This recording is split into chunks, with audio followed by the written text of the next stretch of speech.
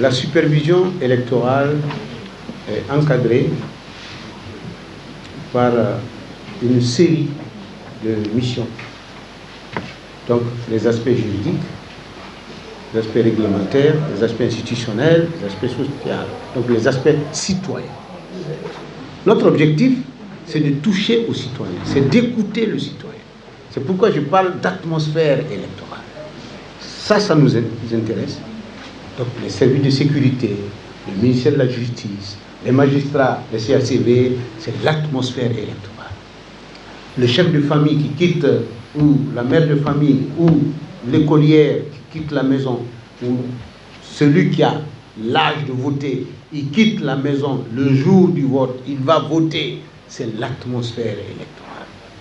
Ça intéresse les nazis. Le comportement électoral. Comment les gens se comportent dans les bureaux de vote et comment ils sont accueillis et traités dans le bureau de vote, cela intéresse le nazir. Comment les acteurs en compétition se sentent-ils en compétition? Est-ce qu'ils sont à l'aise dans cette compétition? Est-ce qu'ils sont traités sur le même pied d'égalité? Cela intéresse le nazir.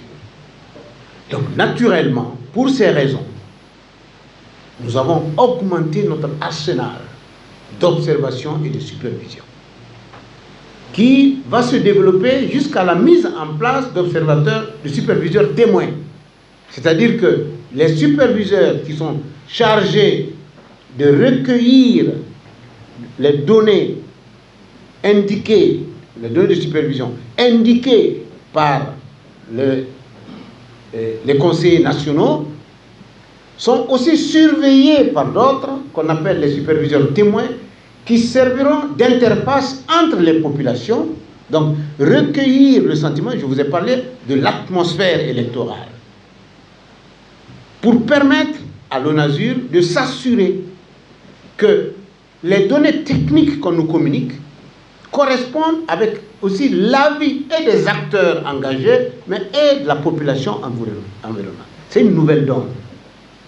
Et encore une fois, je le dis et je le répète, nous n'avons pas de décision à prendre, nous n'avons pas d'autorité, nous ne sommes pas une autorité judiciaire.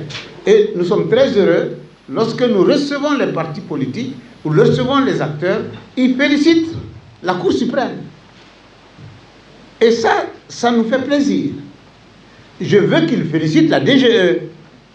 Parce que si moi j'avais la possibilité, j'aurais demandé à la DGE de faire souvent porte ouverte pour que les candidats réalisent l'arsenal, le travail gigantesque qu'il y a à faire là-bas.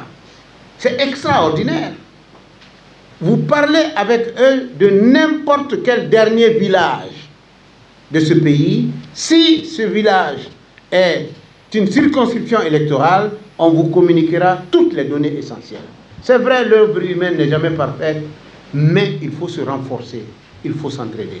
Donc, le mécanisme de supervision va s'élargir, va s'adapter aux réalités et tous les jours davantage.